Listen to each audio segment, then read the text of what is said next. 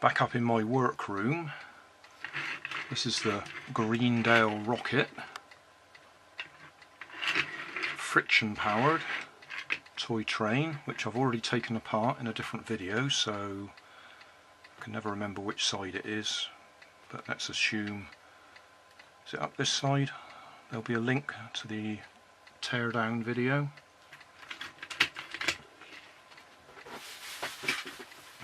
So this is the chassis, that's the friction or flywheel motor.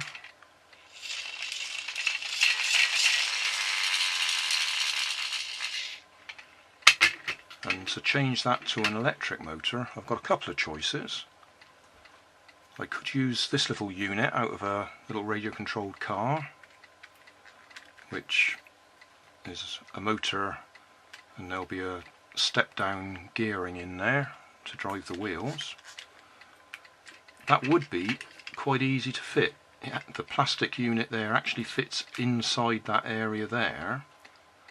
The only problem I've got is to get those wheels off the shaft or the axle they're on.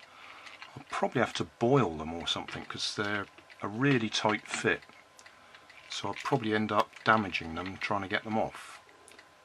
So that would be option A, but I don't think we're going to do it. You can't actually get the unit out without getting the wheels off, because they're in a slot there that you can't lift them out until you've got the wheels off. So option B is to get something to link up with the existing gears that are in there. Something like this, a worm gear that we can poke in from one side or the other, or maybe down from the top. And as that spins round, that will actually drive the gear. And to help us to do that, I've just shown you a video where I've taken this toy car apart, because I know this type of toy car has got this motor with the extra long shaft on it, which should help us to reach inside there and link up with the existing gears. So whether I do it that way round or that way, I'm not sure. I can't take this fully apart because I can't take it fully apart unless I can get it out, and I can't get it out unless I get the wheels off. But I can get these two screws at the top undone, and I can lever it apart, and I should be able to get the flywheel off. So that's what I'm going to try and do.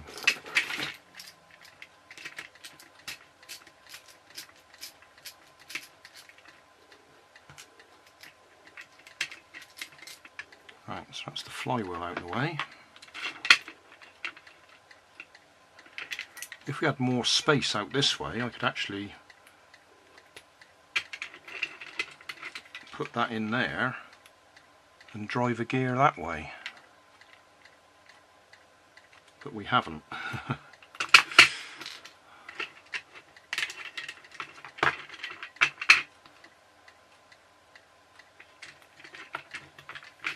I'll put some wires on this so we can connect a battery and just test it.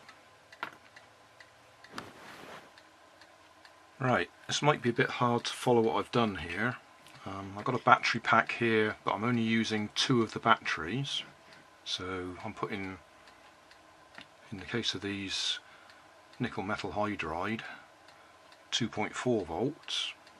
And then I'm just going to hold this on top of the gear wheel that's in there and drive these wheels. So,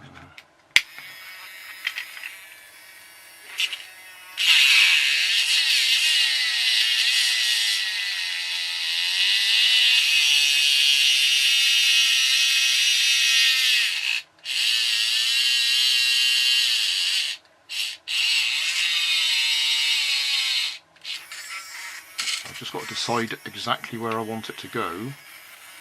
If I go across to that gear, it'll go a little bit faster.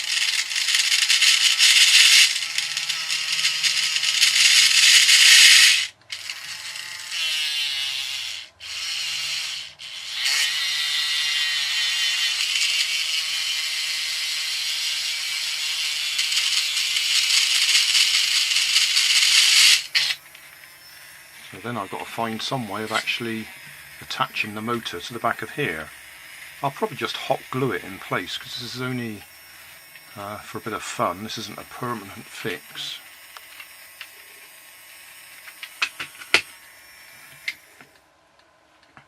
So I think that's what I'll do. I'll hot glue this across, take it to the second gear in the series rather than the first one, so it goes a little bit faster, and just hot glue that in place so it aligns. Can we see that? Lines down here. I'll just zoom in.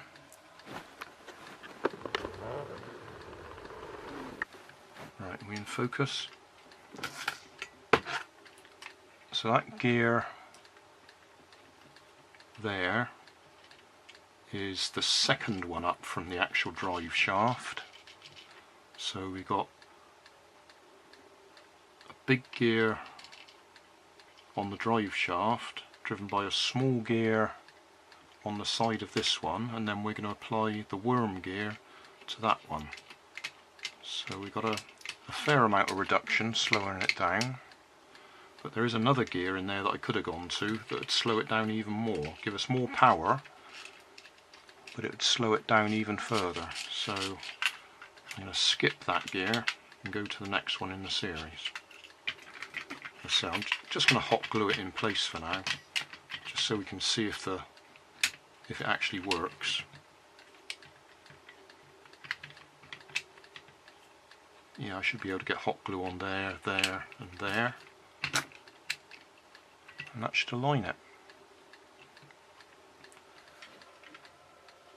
So just a bit of hot glue on it to hold it in place.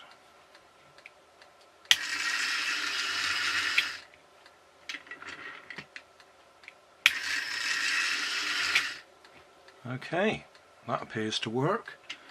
Let's see if we can get any of the bodywork back on there. What I'm hoping is there's a gap there that motor might just fit into at the moment.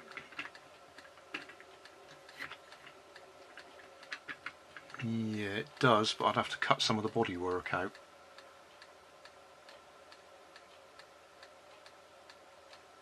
That's a shame. I didn't really want to cut the bodywork to make it fit, because this is just a sort of a temporary fix.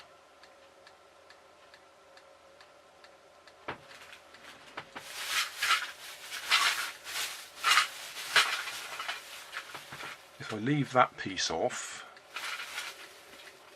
that bit there goes there. If I leave that out for now, we should be able to put it back together and just cut a small amount of the bodywork out for that motor to poke through.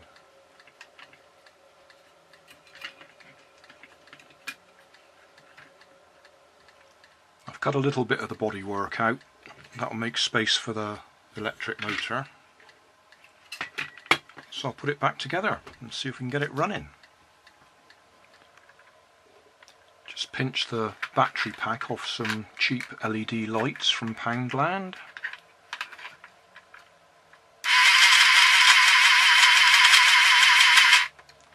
So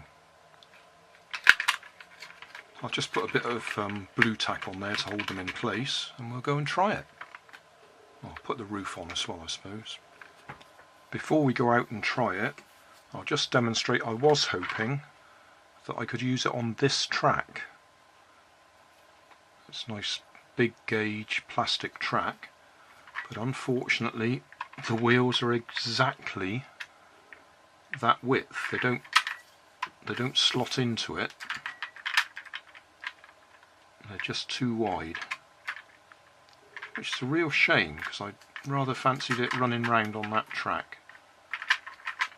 But it's just wrong.